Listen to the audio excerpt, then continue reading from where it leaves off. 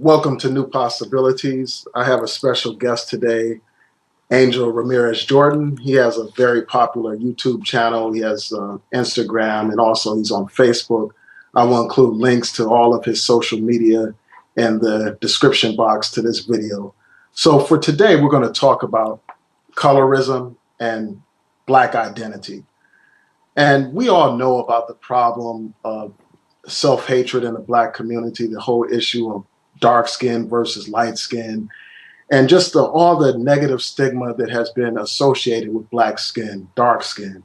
We know that many of our people make jokes about people who are dark skinned. We hear the term crispy here on YouTube. We hear people called charcoal and midnight and all those types of things.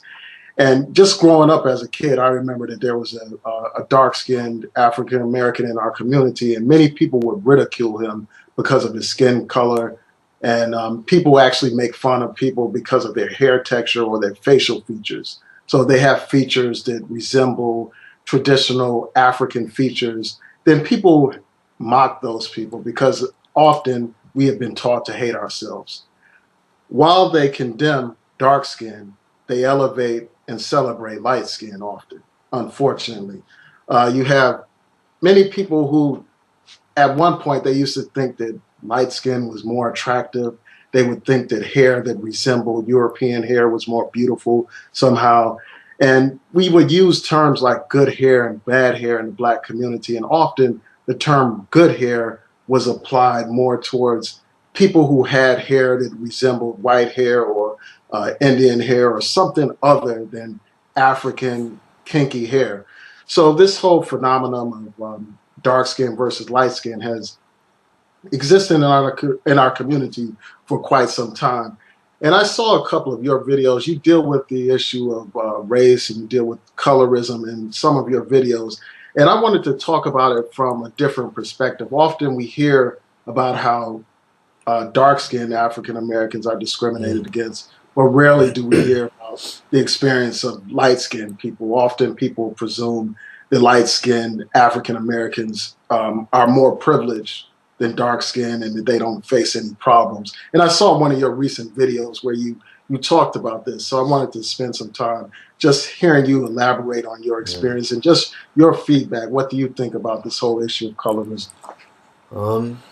Yeah, that's something that I've dealt with quite a lot. I mean, like you said, there are memes all over the place. You know, light skin be like, dark skin be like.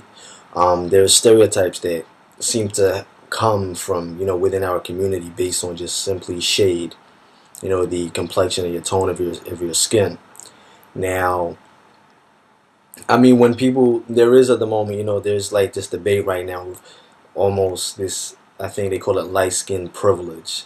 Where they will say, oh, because you're light skinned, you're not going to be murdered by police and you're not going to be harangued by the cops and you're not going to face the same kind of racism that somebody who's dark skinned may face. Now, while to an extent that may be true, because due to, say, when somebody racist sees you, they do see you as a black person, whether you be mixed, biracial, light skin, dark skin, they see you as a black person because you have black in you. Now, they may feel more threatened or have more of a racial hatred towards somebody that's darker skinned than somebody who's light skinned, but they still see you, to excuse my language, as a nigger, right? And you're still going to receive all of those negative connotations. Now, being a light skinned man of, dual nationality, dual culture, I did suffer from not only racism, but also colorism within our own community. Where growing up, I just remember growing up and having to fight.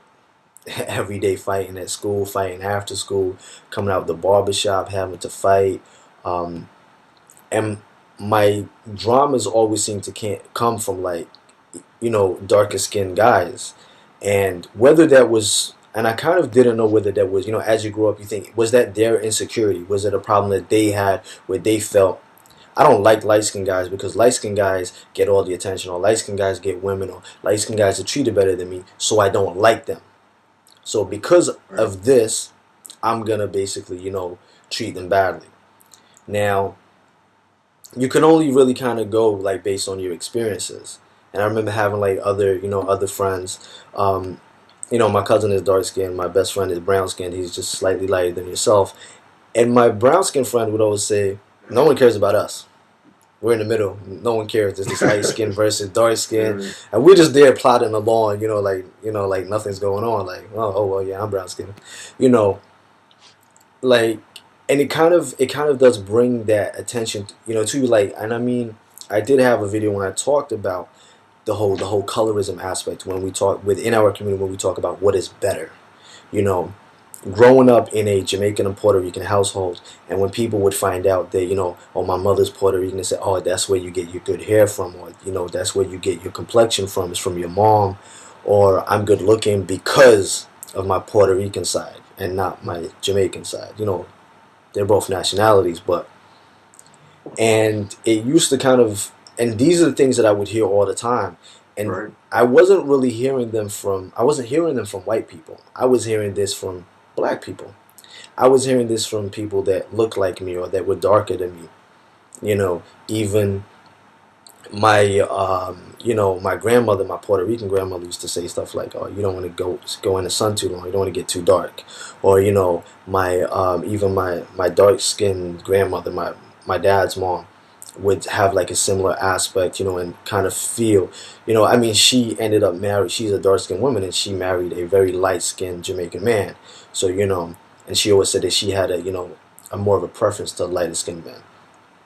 I remember growing up, I think there was this thought process, or this, I don't know if it was a fashion or a trend, where they used to say, light skinned brothers are in fashion, or mixed guys are in fashion. And, to a certain extent, when I was younger, I used to feel that was the case when I was much younger. I felt that was the case, 16, 18, 19, 20. But as I got more older, the same woman that I would approach back in the day would tell me how, oh, no, I'm not really into light-skinned guys anymore. They want chocolate guys, want a dark-skinned brother, stuff like that. So things always kind of change. And there is kind of like, I feel sometimes there are people that do follow like a trend or a fashion or what is deemed as acceptable. And right now we do see that in society or in the media, even though there is a lot of, light-skinned women and light-skinned men portrayed in fashion magazines and media. There is now this huge push, with dark-skinned models and dark-skinned men. Dark skin is beautiful, etc., etc. But I think that sometimes we lose, that grasp of our identity.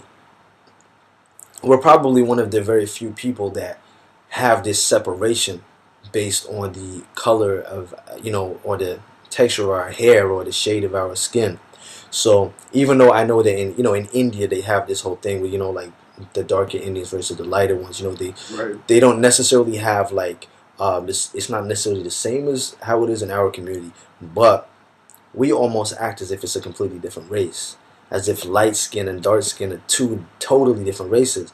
I know I've been talking for a minute, but there's a comment on my YouTube channel, and it's based on that same thing. And somebody said, us light skinned folks need to create our own race. Wow. Like, this is ridiculous. You have this in South Africa, where in South Africa, unless you're dark skinned, you're not black. So you have to be very dark to be black. If you're my complexion or your complexion, in South Africa they call you colored.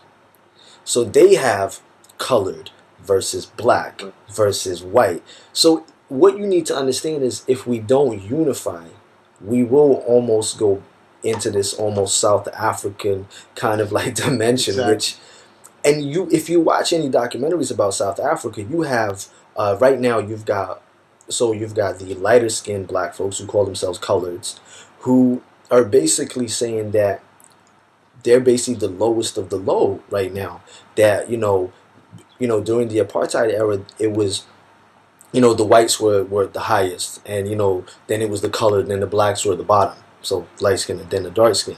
And now that the Black Party are in power, it goes the dark skinned South Africans, the white folks, and now the coloreds. So within that colored spectrum, they've got biracial, mixed, light skin. When you think to yourself, and from us as an outsider or us from in the Western world to look at this and think, but you're all black, like is you're black, like what's going on there? Yeah, I And I, just think all those categories just undermine us as a people. If we divide ourselves up into different groups and all that kind of mm, stuff, at the end of the day, we end up weaker as a people. And, the white dominant society gets even more powerful and more dominant as long as we're divided up into these subcategories.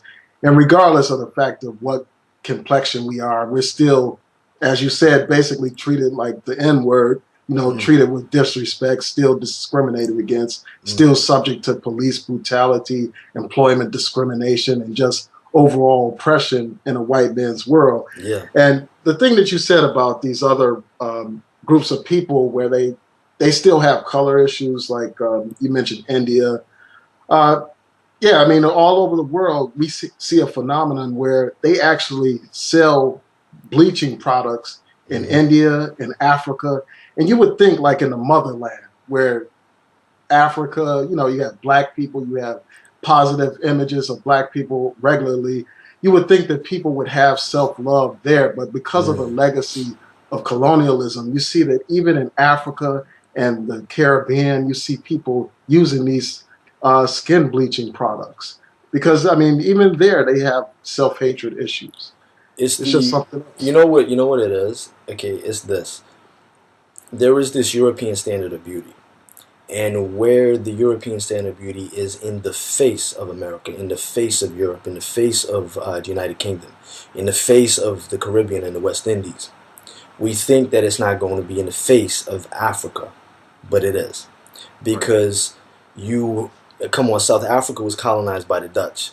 It always grinds my nerves when people say, but there were white Africans. There were no white Africans, all right? If you're a white person living in Africa for the last 200 years, you're not indigenous to Africa. You're indigenous to the Netherlands.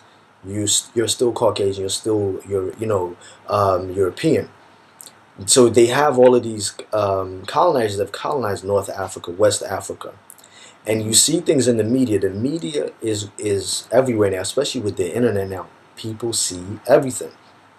So you have some men, let's say for example, who really that will put lighter skin on a pedestal, and the same with women that will put lighter skin on a pedestal.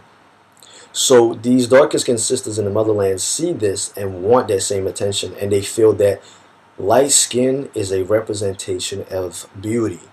You know, different texture. A looser texture curl pattern is a representation of beauty.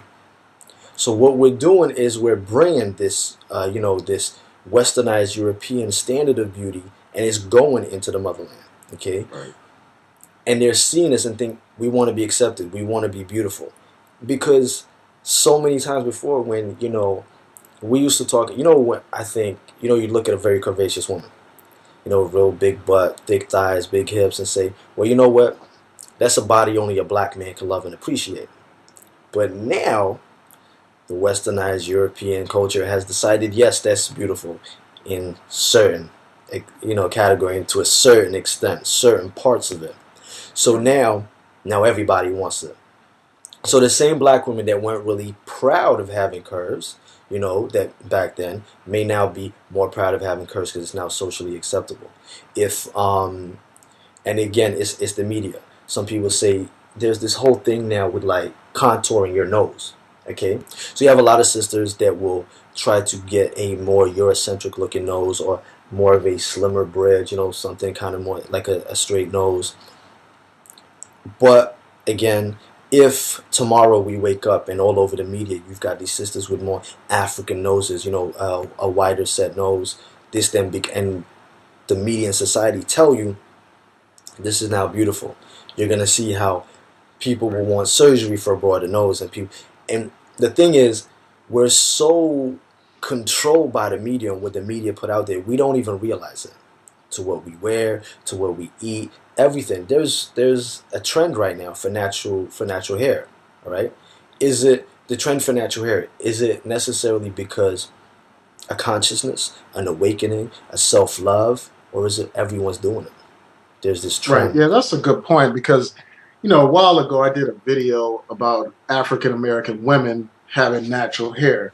And I pointed out how I was surprised to see that you have so many African American women that have natural hair. And you would think that that's a symbol of Black pride and, Mm. that they love themselves. But I found that many of these women that have these natural hairstyles or whatever, many of them, instead of being with a Black man, many of them choose white men over Black men. And Mm. some of them actually have a preference for white men. So in doing those videos and hearing feedback from those videos, it just became clear to me that often this natural hairstyle is just that. It's just a Yeah, hairstyle. it's a It's hairstyle. just a trend for the It's not moment. necessarily synonymous with consciousness or Right, exactly. pro-black, and I know you and I prior to this we had a conversation when we mentioned that, and I said there's this true meaning of pro-black, and if they go on my page, there's two videos. One, can you be pro-black and date outside your race, and another one, what does pro-black really mean? And you remember Right. I said that to be pro-black is very strict, you know, very strict. Buy black, eat black, teach black, love black. You know, like Dr. Layla Africa said, even your toilet paper's black. Like you have to, you know, Yeah. it's militant. It's a militancy, and I've tried to explain to a lot of people that say I'm pro-black, you know, but I got a white wife or I got a white husband. I said, no, you're not pro-black. If you can love being black, you love your culture, you love your race, but if you don't love another black person, or you didn't want a black, another person of the African diaspora, then you are pro-choice.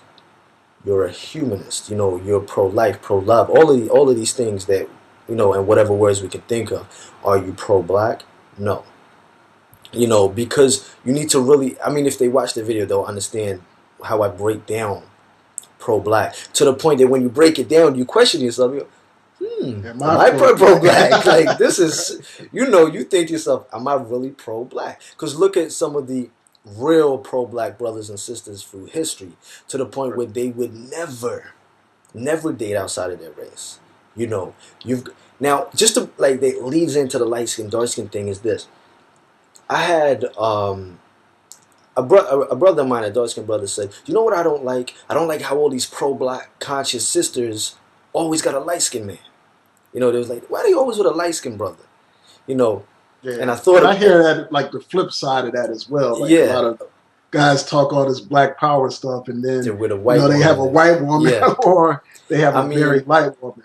in terms of the light skin thing, the dark skinned woman with a light skinned brother is this. Okay, it's almost a given. So maybe someone will understand, maybe they don't. But here it is. She's pro-black. She's conscious. So she wants a man who's conscious. She wants a man who's pro-black, who's done his journey, this introspection within himself and found himself and, truly understands who he is. And it just so happens to be, it's not the fact that she's going directly looking for a light-skinned brother. It just happens to be that this lighter-skinned black male has had to do that battle.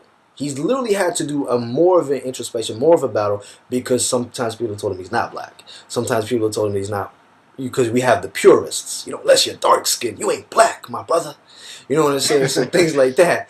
Yeah, and I noticed, like, to bring it up, I mean, a lot of people say that about you on YouTube. They have all Yeah, these special names for you, yeah, of and course. so I want to hear, like, I mean, I know you've done like Yeah, videos yeah, I've dealing done a with video this, on it.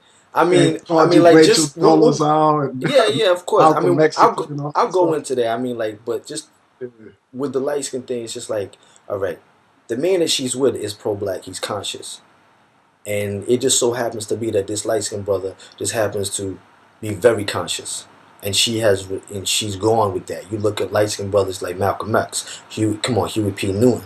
They're very pro black brothers. These are military minds, exactly. military men.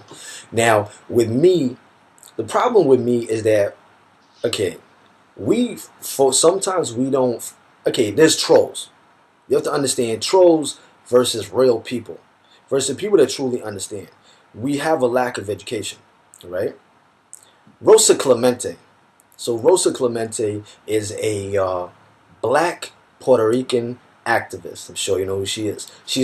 You can see me right now. She's lighter than myself, all right? Her hair is much straighter than mine, and she will tell you she is black.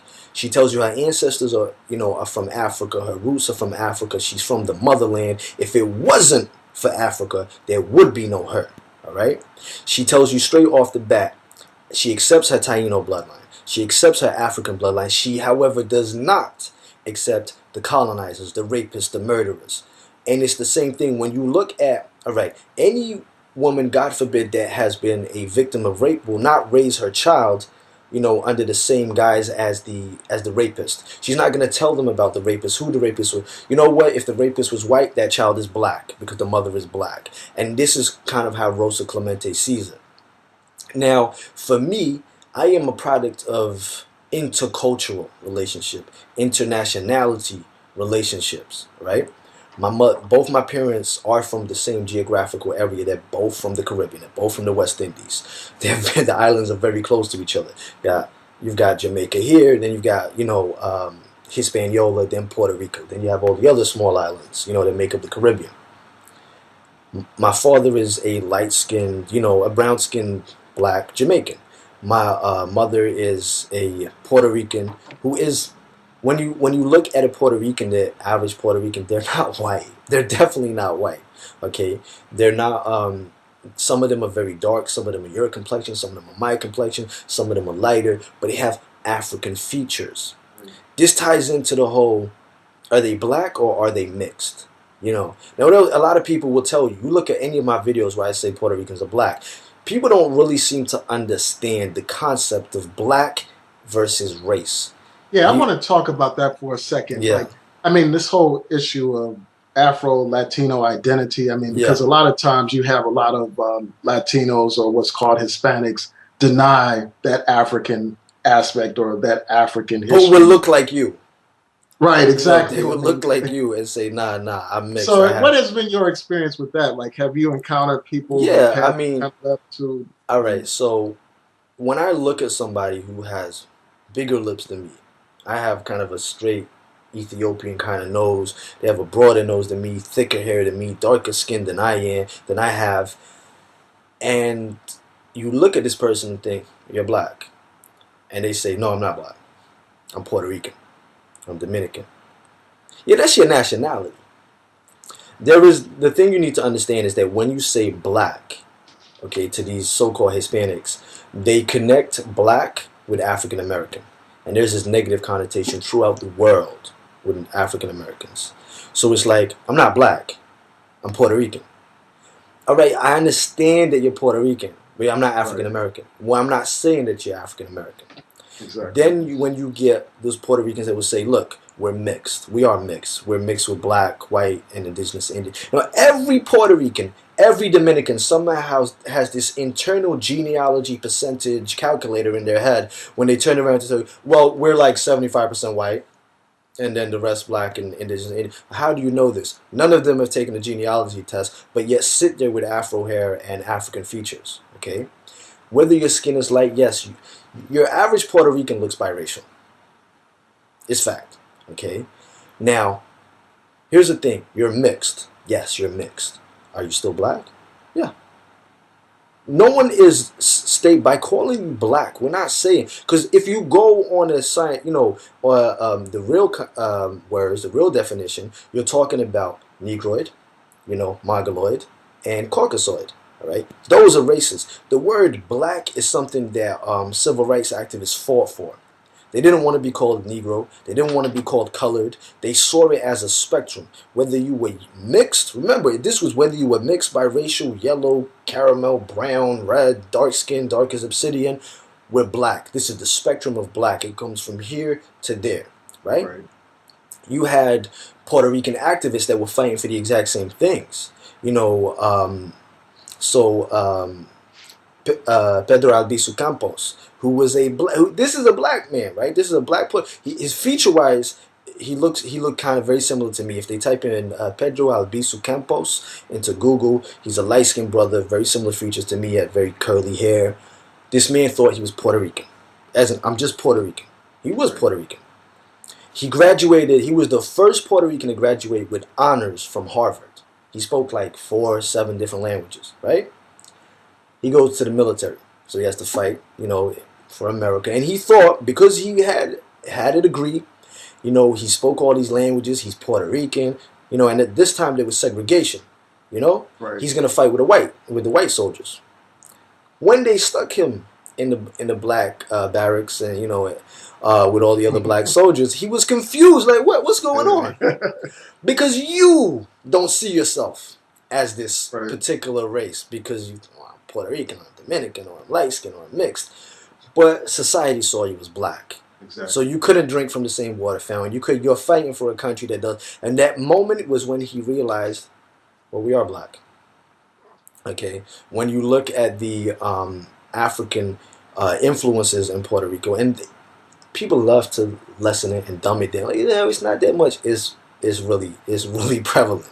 Yeah, and that brings me to another point that I want to talk about, and that's the actor Taye Diggs. Not too long ago, he made statements about his biracial child, and he said that he doesn't want his biracial child to refer to himself as black. He fears that will happen. He wants his son to refer to himself or identify himself as biracial out of respect towards his mother. And I just wanted to think, what do you think about that? Like the idea of someone who's biracial identifying solely as biracial as opposed to black or even as opposed to white. So I walked into this. I was in London, and I walked into this famous West Indian spot on Oxford Street, and there was this light-skinned black Jamaican woman, and I wanted to test something, and I was with a friend of mine. And I said, "Excuse me, you don't know me from anywhere. What do you think I am?" She said, "Mixed race, biracial, light skin, you're black." I said, "Okay." I said, "No, I'm white." She said, "What?" I said, "I'm white." She said, "No, you're not white." I said, "Why am I not white?" And she says, "Your hair, your lips, your skin tone, your features. You've got some black features. You don't look black, but you look part black at least." And I said, "Okay."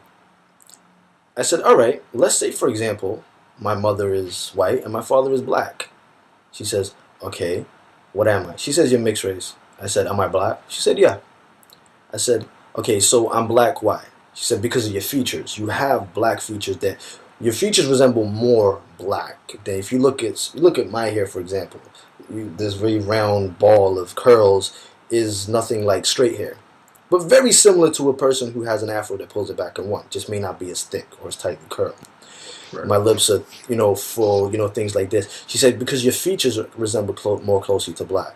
And I said, "All right, but I want to associate with being white. I mean, I'm half white, right?" Yeah. So if I can associate with being if I can associate with being black because I'm half black, why couldn't I associate with being white because I'm half white? And she said, "Because you don't look white." I said, "Right." She said, "However, if you were racially ambiguous or you looked white, sometimes we get biracial kids that look very, very white, completely white. You'll be accepted by white society. White people will accept you." This is what it comes with the black identity thing, is what we look like, all right? People talk about phenotype versus genotype, and it's a very touchy subject. Genotype, meaning your actual genetics, what you truly are. Your genotype could be 100% indigenous African, but your phenotype might resemble a Chinaman for all intents and purposes. Does that make you Chinese? No. You got no Chinese in you. You're not Asian at all. You're not Mongoloid. Right. So phenotype is your outward appearance, whereas genotype is your internal genetics, which essentially is what really counts. All right. Now, with Taye Diggs, I understand what Taye Diggs is saying. What Taye Diggs is saying, look, he has a white wife who he loves very much, and his child is a product of both of them. Okay? So he wants that child to be recognized and be seen as this union, this combination of black and white interracial love, which has created this interracial child, this biracial mixed child, and this child should be biracial or mixed, but mixed race, biracial is not a race. And that's the thing. There is no category that has been created, because social construct, yes, we know, but whatever was created, they didn't create this mixed, intermarriage. They didn't do that.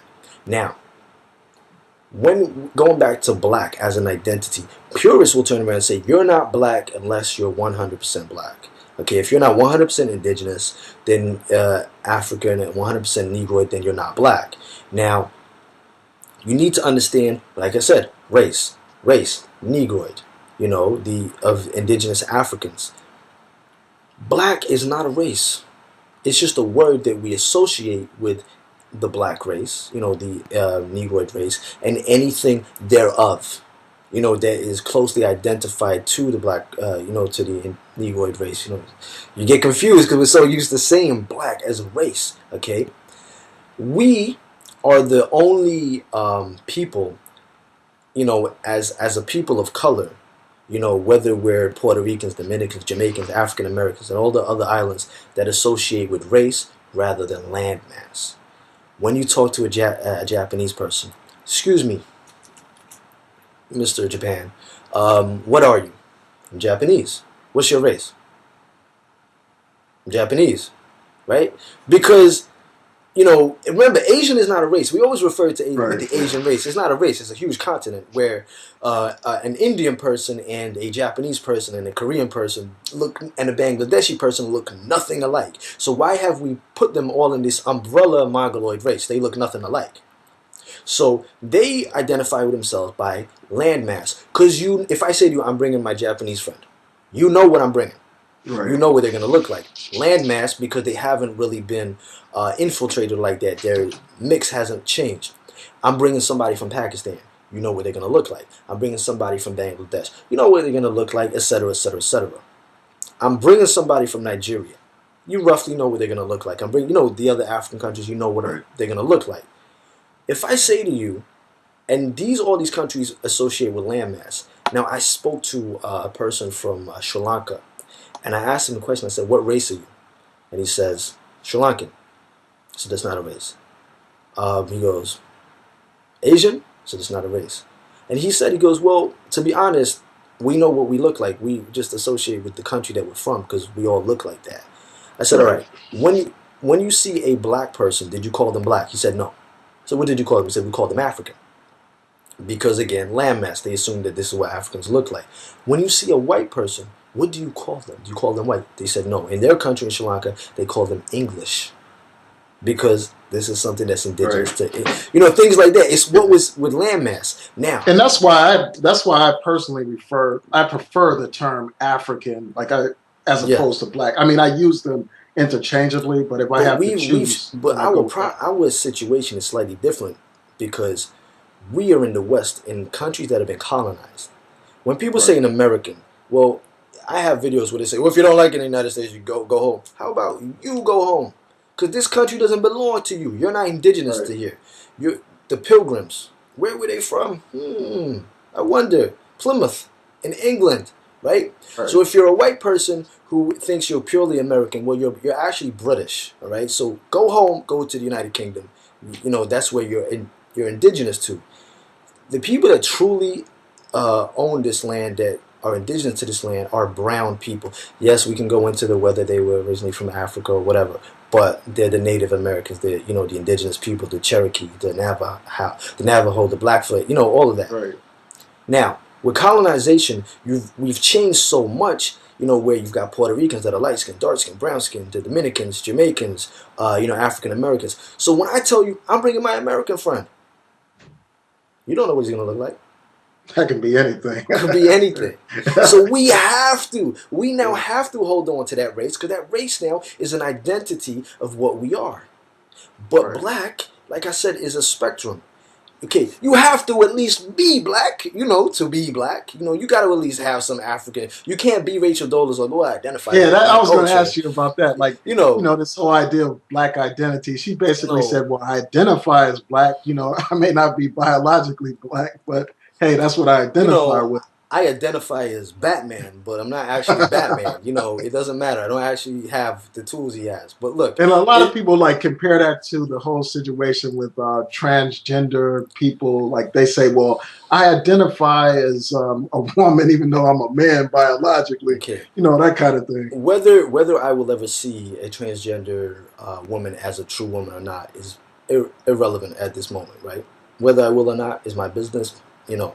But when somebody on a psychological level, there is a certain psychosemantics that comes with it, and people say, look, they feel like a woman.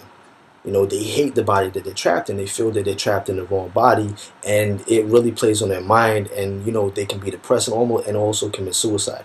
Nobody wanted to commit suicide because they were white, but wanted to be black. We saw. You remember the video of a little Brazilian girl? She's crying, and the mother's like, "What's wrong?" And she's like, "I want to be black." And the mother's like, "What's wrong?" She's like, "I want beautiful black skin and thick curly hair." And she's like Oh, four I or haven't seen five. that video. You have to take Brazilian girl wishes she was black, right? And her All mother's right. telling her she's yes, but you're beautiful too. White skin is beautiful too. She's saying all this. So, but this little girl is not gonna want to commit suicide, or Right. there is a huge difference. Now, for one, I do not accept Bruce Jenner, Caitlyn Jenner as a woman. He's still a man. He's still a man, and he also kept his dick. Come on, like you know. So I don't accept it. Now, Rachel Dolezal made a statement. She said, from a Pan-Africanist standpoint, where Africa is I don't need to be born in Africa. Africa is born within me. Now, to quote Dr. John Henry Clark and Dr. Layla African brothers that are Pan-Africanist brothers, this statement wasn't made for white people. When they say you do not need to be born in Africa, Africa was born within you, they're talking about people of the African diaspora. They're saying, Right. look, you might not be born in Africa, but you have African genetics, and you're from PR, you're from, is it Dr. Benjamin Johansson? Is that his name? Oh God, what's his name? Ben Yannicka. I think I know who you're talking Yeah, about. he's Puerto Rican, dark skinned brother, Puerto Rican, right? Black man. People didn't know he was Puerto Rican until he died, because it's a part of his culture that he, and his nationality. Where he's African. He's like, I'm African. That's where the Pan-Africanist view comes from. You don't need to be born in Africa. Africa is born within you. It's within your roots. Right. So she took that when she went on the View, and I started to watch it. And I'm like, I would have shut you down, lady. I would have shut you, because no, you are an indigenous white woman. Okay, you're from the Caucasus Mountains. You're from Europe, and she really is from Europe. Her parents are purely from Europe. All right, so that doesn't come into the same context. There are a lot of people that have a direct, connection and affiliation with the black culture, or African culture, or Caribbean culture. They're never going to be Caribbean. They're never going to be black. They're never going. This is never going to happen to them. All right, and they understand this. You have. I don't want to go into the music realm, but you have artists that take on the culture. Right. A lot Yeah. of people don't even know rock and roll is black music. All right, rock and roll. If Yeah. you think about rock and roll, that was slave slang for having sex. Let's go rock and roll, right? Then they started making music. Elvis Presley came out and stole songs from these African American black artists and made it popular. Right. Made it Repackaged it. made it mainstream. He made Yep. it mainstream. So when you got black rock and roll artists that came through, Jimi Hendrix and Lenny Kravitz, people were like, what? A black rock and roll artist? Yeah, they made it Rock seem and like it was some kind of rock and anomaly roll that is black people black. do that. Rock and Yeah. roll is black. So now it's even, and that is appropriation. That is a theft, of a Right. culture. Yeah, I mean Elvis would literally steal songs, like Steal steal songs, lyrics, and then just repackage it and as his own. people didn't even know this. They didn't. They just thought, wow, this new rock and roll thing that us whites have created. He didn't Right. create it. You know, rhythm and blues and whatnot, and jazz. Like jazz. Jazz was a black art form. It was a purely black art form. Everything that it went to, but it's like there were people that loved the culture who were not black. You know, um, you may get some white guys, put a little bit Dax in their hair, cocoa butter and things like that. They identify with the black culture, but they're not black. They're never gonna be black. Even when you get like rappers, and sometimes you look at a rapper and you go, I don't know if you're black or white. If you were just to close your eyes, because the way they're so, you know, they're so in the culture, but they're Right. still white. Rachel Dolezal's thing, what people need to understand is she is clinically insane.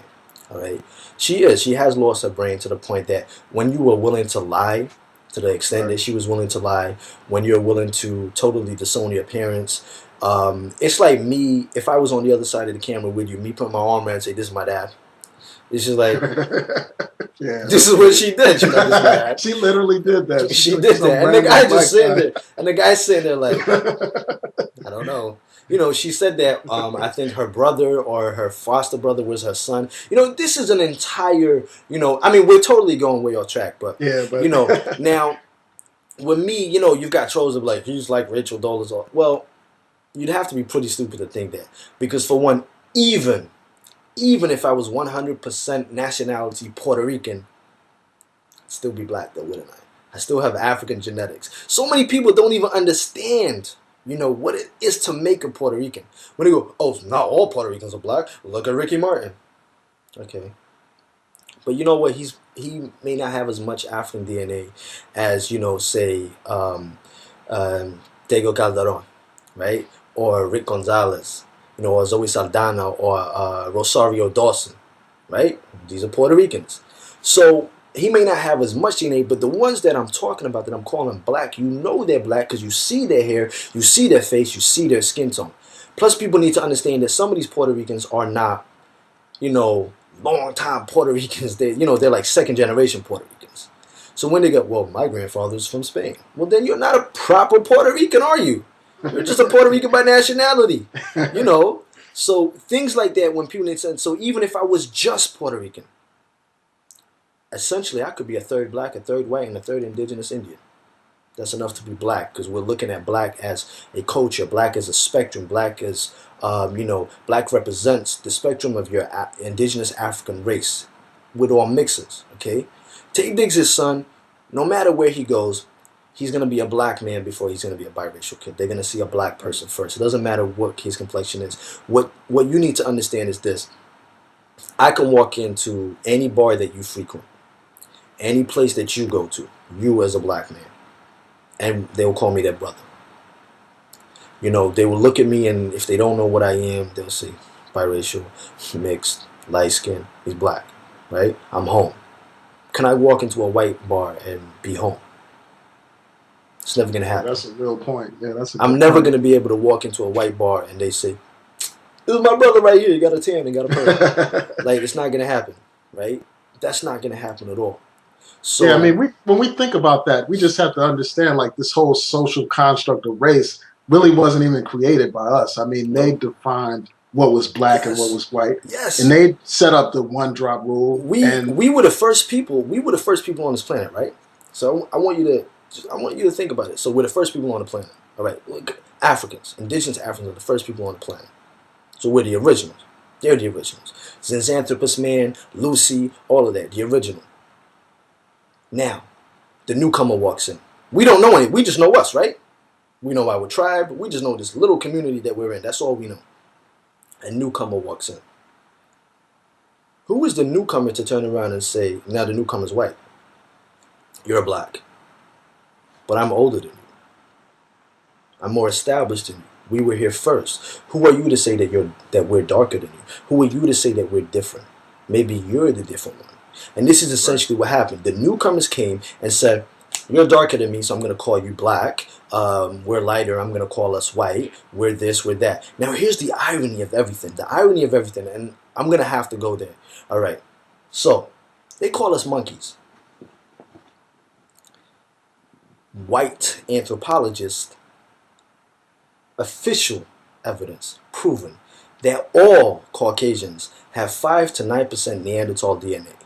Neanderthal are closely related to which animal?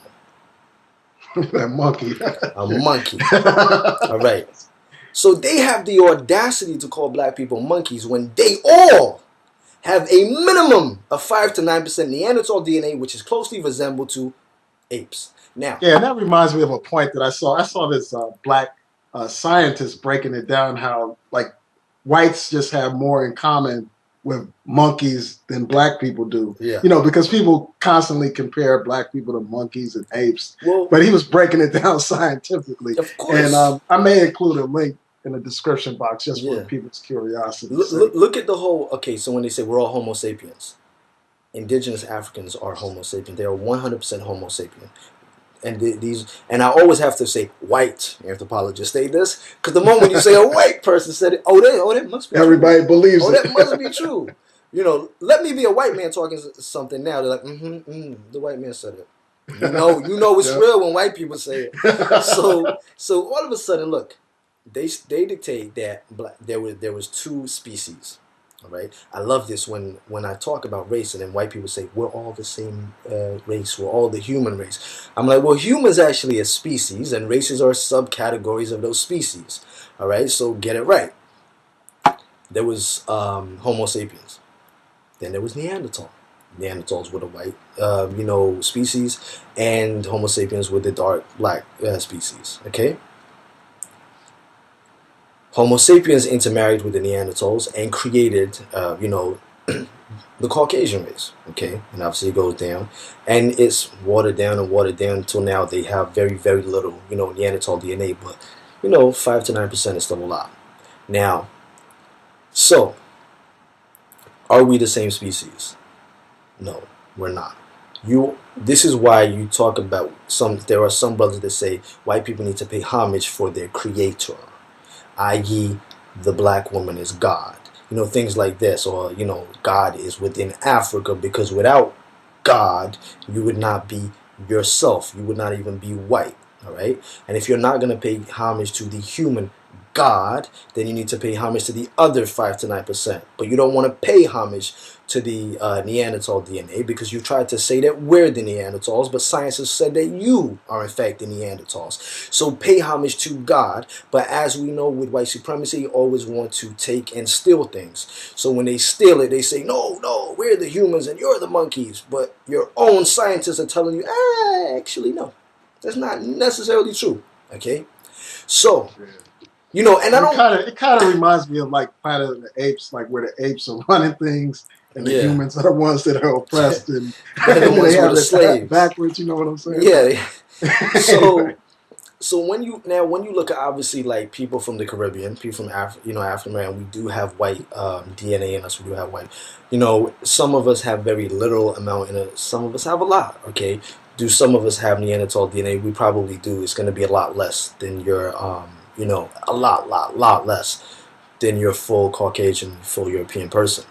Now, the thing, I know we went totally off track, but with the whole light skin and dark skin thing, yeah, is colonialism is a wonderful tool. Religion, gotta love religion. Religion, colonialism, politics, pure evil. All right, because they go hand in hand together into controlling people and brainwashing people. I watched a video about Cape Verdeans. So you've got these Cape Verdeans in school. They're dark skinned and they're talking to them. She goes, "I'm dark skinned, but I'm not black. I'm Cape Verdean. I got Portuguese blood."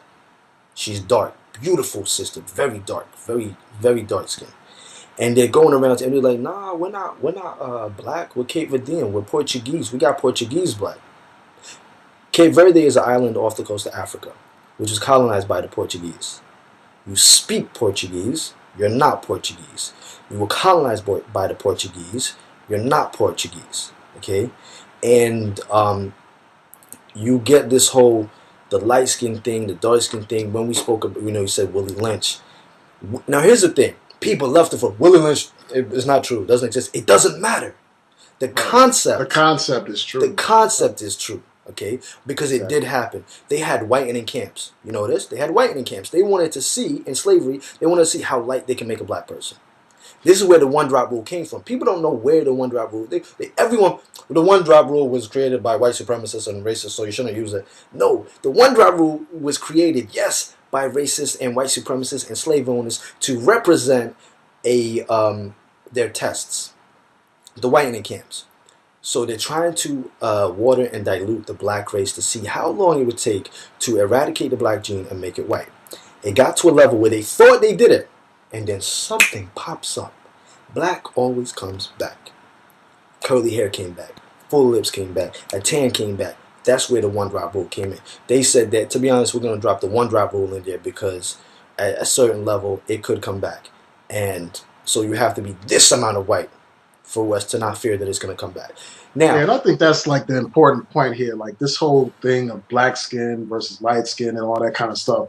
We have to look at the root source of the problem, and that's the white man and slavery and colonialism, the whole mm, divisions that we have as a people, where you even have like African Americans against people from Jamaica or from Trinidad, or you have Africans against, for instance, in one of those islands where I think it's Haiti and yeah, Haiti and uh, Dominican Republic. yeah, the Dominican Republic, like the tensions between those two people, those two groups of people, how you have, one side saying, well, we don't like you, we hate you, and then the other side having the same type of attitude. All of this is a part of divide and conquer.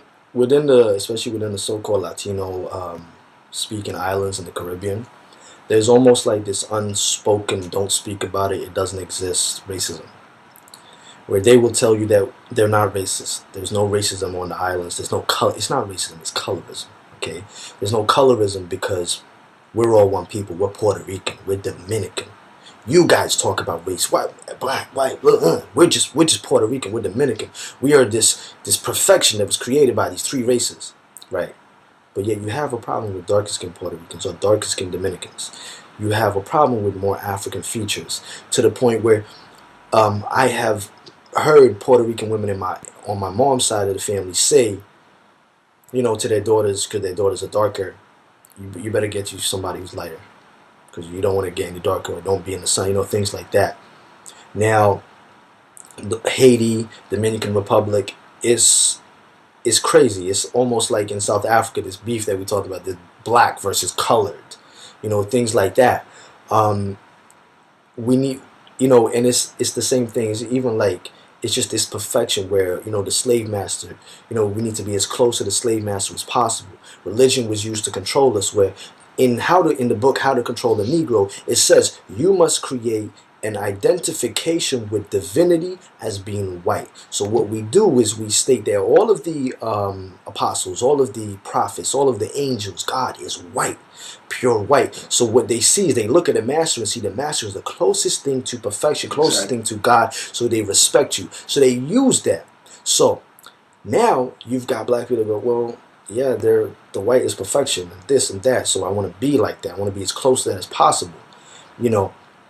Now, when you talk about religion in the sense that I go, oh yeah, we know that Jesus was black, or he wasn't white, he was Middle Eastern, or Asian, or whatever, right?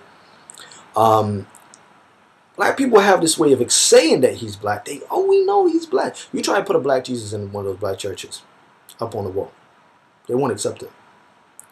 Yeah, Black most of people, them won't. There are a few churches that have black images, but a lot of churches have. I mean, they have that white image of Jesus, and frankly, even people who are conscious and have black consciousness and understanding, if they close their eyes and they're told to look at, imagine it's Jesus, years that though. It's white image years. is going to come up because we've You been were so thoroughly born programmed with that we were image. born and raised to believe something.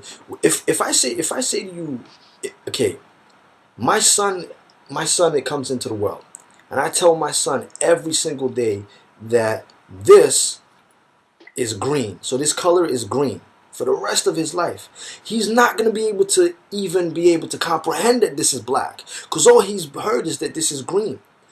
People told you that this is the right religion. People told you Jesus was this color. People told you that this is the true religion. So you took it on and said, yes, that's what it is. You don't know how to accept anything. I feel that I'm conscious. I feel that I feel that I'm spiritual. I totally moved away from religion. I had so many questions. How the hell is John the Baptist black? He's clearly stated as black in the Bible, and it states that he is the cousin of Jesus, right? So why is Jesus not black? Because he's not. Oh, okay, Padre, that makes sense. In a world at a time when they didn't mix and they didn't really move far, or all I was told was this, and it never made any sense to me. Now, when I started to do more reading, Professor Joseph Atwell talks about Christianity being created by the Romans as a way to pacify the Jews by creating this Jewish character who essentially said, turn the other cheek and obey your master. All right? And that got them to actually pay taxes. The whole, timeline of the Bible is identical to the conquest of Emperor Constantine. But yet the only character that can't be found is Jesus. We haven't found him. There's no real evidence of him. Oh, but Noah's Ark. Yeah, stop it. Like, things like this. So as I became more conscious and did more research on my spirituality, certain little things that came into play was certain brothers would say to me, oh, you need to pray to your ancestors. You need to do certain rituals. I couldn't do it.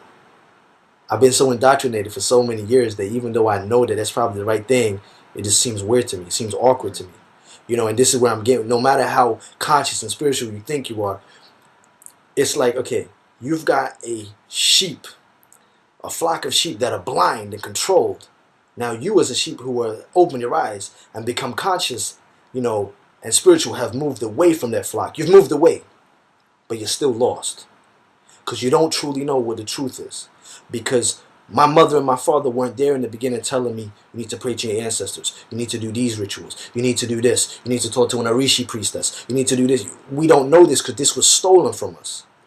When you take a baby from her mother's, from his or her mother's arms and take that baby and give it to, to somebody who knows nothing, whether that person be white or another person who was black but has been taken from their mother's arms, and they can only teach what the master has told them.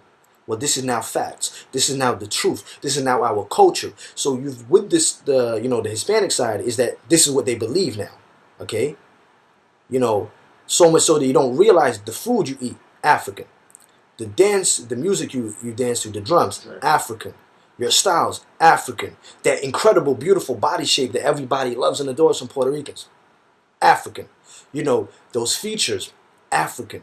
Yes, you're light skinned, but you're African. Your roots are from Africa. And I say it all the time. What did Malcolm X say?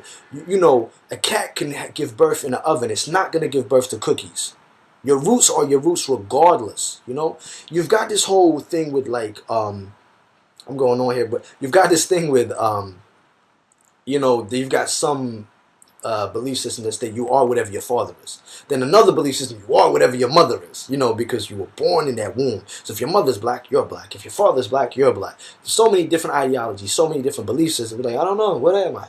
Things like, because the Hebrew Israelites state that because my father is Jamaican, I'm Benjamin, whereas my mother is Ephraim, but I'm not Ephraim because I'm what my father is. Stuff like that.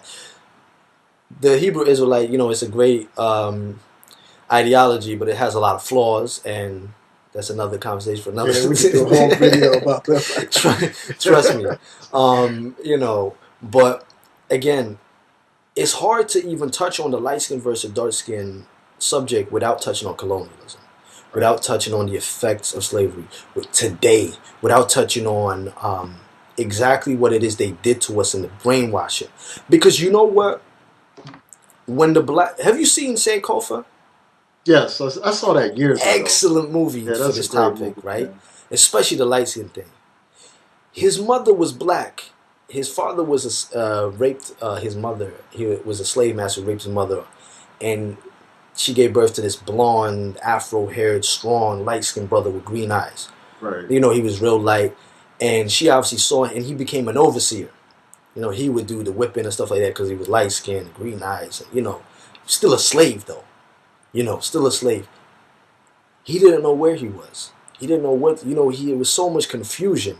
Yeah, that's the profound thing about it. Like the fact, even though that movie was incredible. Light, even though he's light and all that stuff, at the end of the day, he's just a slave like everybody else. Exactly. Even though he's the slave master's own son. Yeah, the slave master's own son and overseer, but was still treated like a slave. And they told, they would tell him, the slave master would tell, when he went into the church, they would say, you're not like the other slaves. You're different. The slaves are demonic. They made him believe that his black mother was demonic.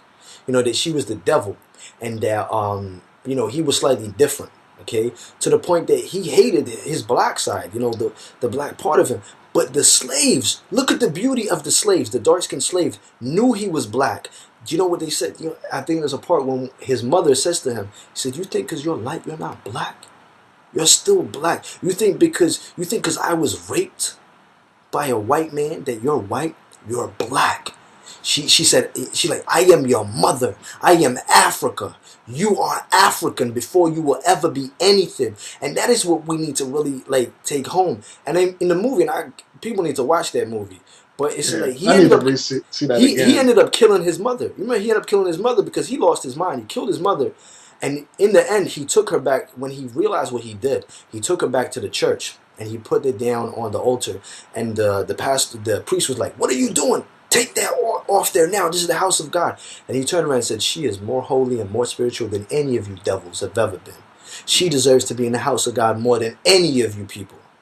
And you know, when you understand, like, just watching certain things that will really open your eyes. Watch Goodbye Uncle Tom, which shows you the breeding, you know, the breeding camps, the stud farms, the mare farms, the whitening camps, what they did on a sexual level to us. Even when they talked about, what did they say? Symbiosis.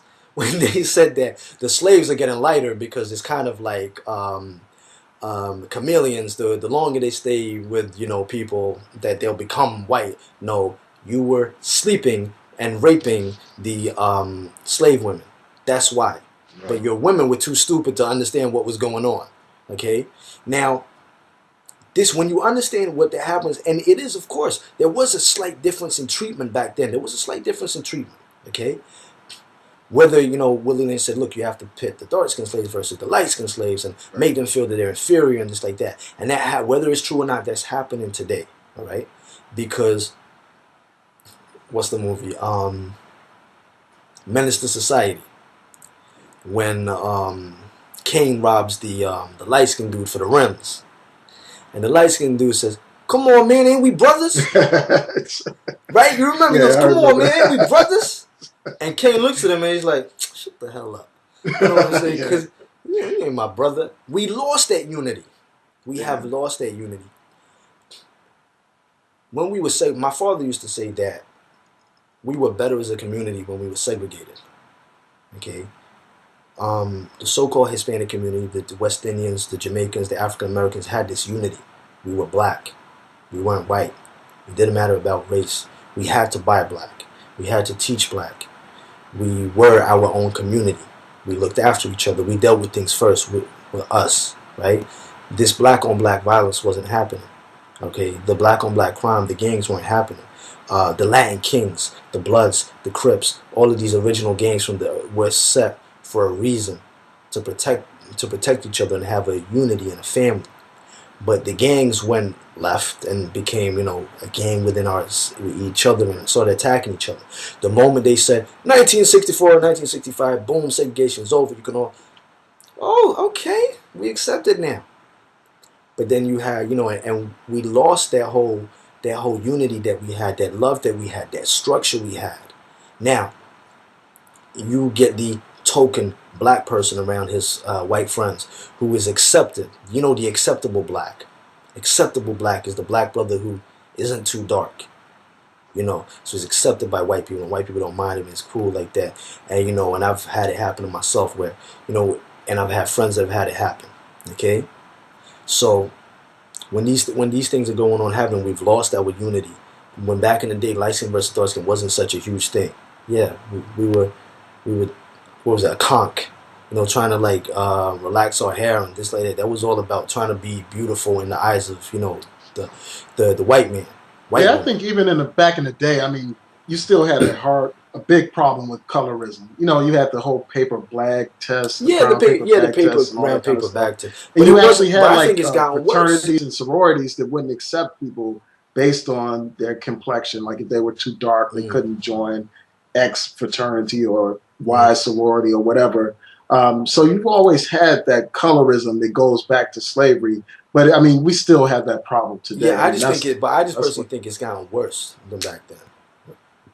And this is from talking to like grandparents, family members who are older than me or I something. Yeah, think so. it's gotten worse. They believe it's gotten worse because I see memes. The memes are, I learned so much from social media. I was like, I don't even have to watch the news anymore.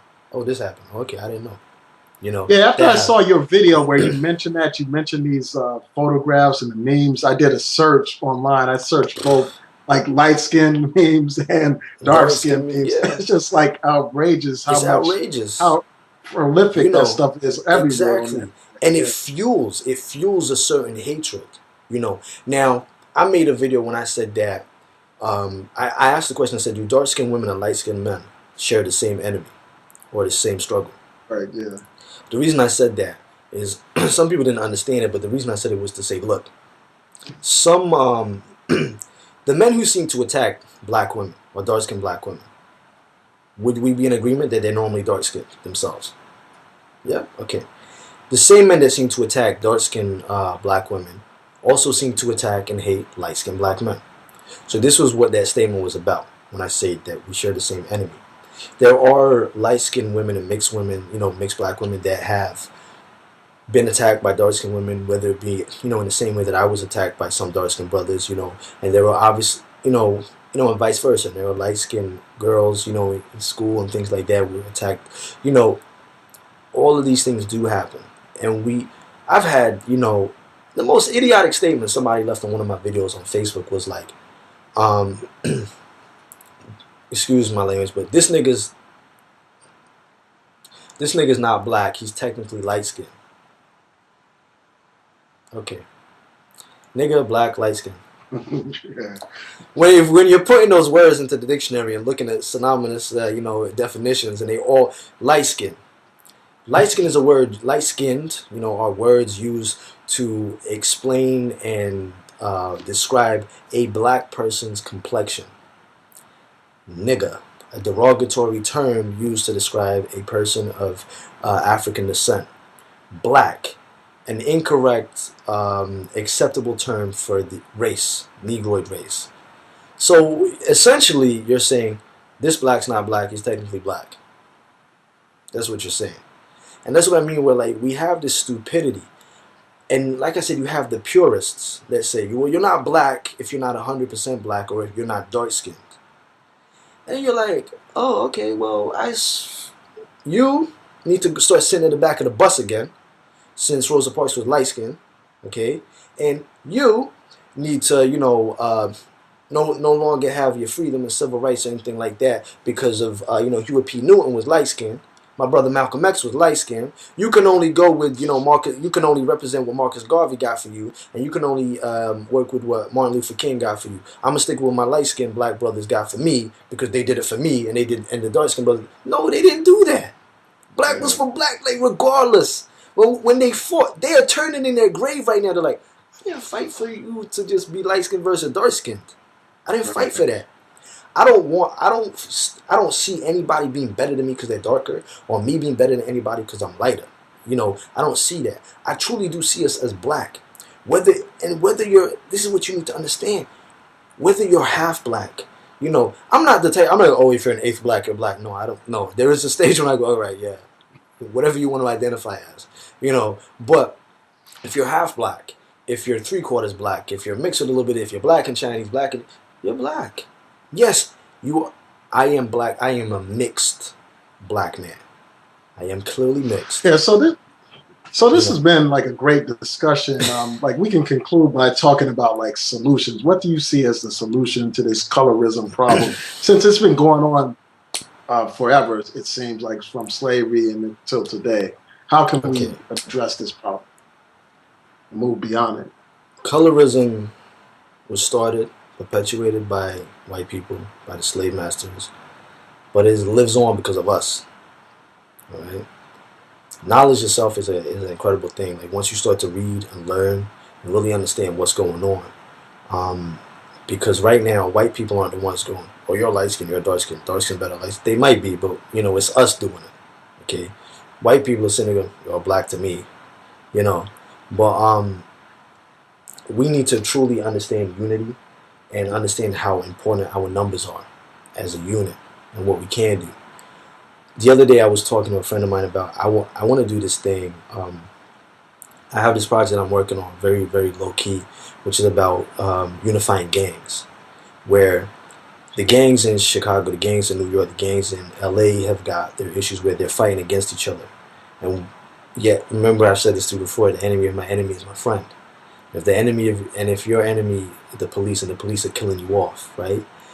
And we're here killing each other. We're destroying each other. The police are sitting there going, you know what? I'm going to let you kill him and kill him and kill him, and then we'll just come and pick off the pieces as we need to. You, by killing each other, are essentially working for the police.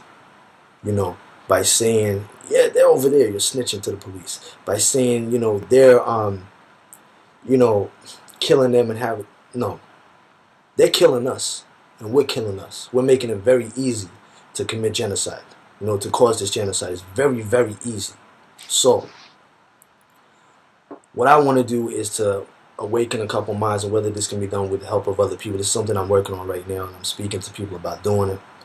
And it's about understanding that we need to unite and understand, our common enemy, and that they're not going to respect us until we respect ourselves. Because whenever black people are killed or murdered, and I'm going off, but I'm going to bring it back. Whenever black people are murdered by police, the first argument is, well, you guys kill each other. Exactly. What about black on black violence? So we need to actually address that to a point where we're saying, all right, let's not give them a reason, right? However they do that, whether it's a truce within the community, that's one thing. And that leads on to the whole, the light skin, dark skin things. We need to understand we are black and we are fighting a common cause. And that what we're doing is this.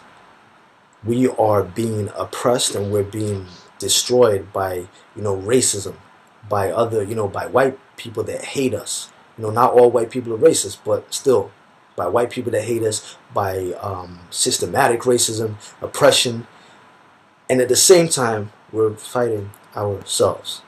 And they're laughing at us. Look at them. They laugh because his hair is more curlier than his. They beat each other up because he's a bit lighter than him. Like, white people are not going, I'm going to beat you up because you got freckles. I'm not, I'm going to hate you because your hair is blonde and my hair is light brown. They're not doing that. Right. We need to understand that we have so many enemies that we need to unite within ourselves. When you look at the American census, the U.S. Census, it makes you believe that there were this much white people, this much African Americans, this much Hispanics. Okay. The American Census state dictates that anybody from North Africa and the Middle East is classified as white because their ancestry is so diverse that it would make no sense to actually categorize them as a race. So you put them in a white category. But that doesn't make sense. So if these people are indigenous African blood, but they've got some Arab blood and some European blood, you're going to just call them white. Okay. The reason that they call them white is, and they put them in that white category, Egyptians white, Algerians white, Moroccans white in the U.S. Census, is because these countries identify with religion before they identify with race. It goes religion, culture, nationality, and then race. They identify as Muslims, then they identify as Arabs, the culture, then they identify as their nationality, Algerian, Moroccan, Egyptian, Tunisian, Sudan, things like that. Then they'll think about race, but by then it's too late. So they're using a group of people that don't care what you identify them as race to bulk up their numbers, to make us feel that we are a tiny little community. Then you've got the so-called Hispanics. How can Hispanic be a category for race in this racial structure when it's not a race? So you've got these Hispanic. Well, I'm Hispanic, but you're black. Some of you are still black. Now, let's say we take those North Africans and stick them in the black, in the black category in the U.S. Census. Take the Afro-Latinos and stick them in the black category. All of a sudden, our numbers are looking kind of strong and healthy, and the white race numbers is looking kind of weak. But they don't want, because they want you to feel that we are a minority. They talk about us as the minority when in fact we're the majority. We're just unaware of who we are. And even the light skin things that we need to understand the light skin, dark skin, we need to understand our power as a one people, okay? And that we need to unify and stop doing this bullshit and just be black, okay? Right. And just, this is what the activists fought for, right? When they fought for us to be called black, right? That's what they. Or do you want to live in a world? Do you want to live like South Africa, colored versus Exactly. black? Because when that's what it's essentially could happen, and believe me, it's not nice. You know, I hated when I was growing up. I hated the whole like almost having, oh, I'm light skinned.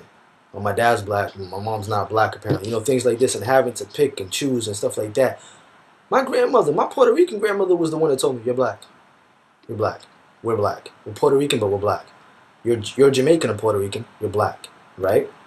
Light skin, dark skin. We're black. We need to unite. It's just we look like each other. Some of us look a little different, but we look essentially like each other, right? Yeah, so this has been a great discussion. We could go on for hours. But, this has been great. You I know, mean, like I said to you, we're gonna do a couple of these. Like I'm sure we will. From my channel, your channel, my channel. There's a whole bunch of stuff, and I see you.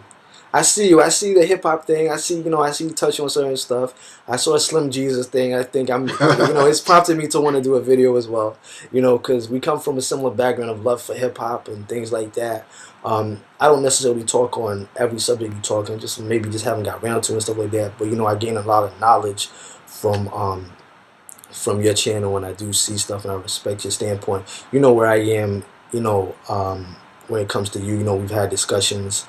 So like I said, it's whatever. But yeah. So tell everybody about your websites and your social media information. All right. So I am the CEO of IKYG.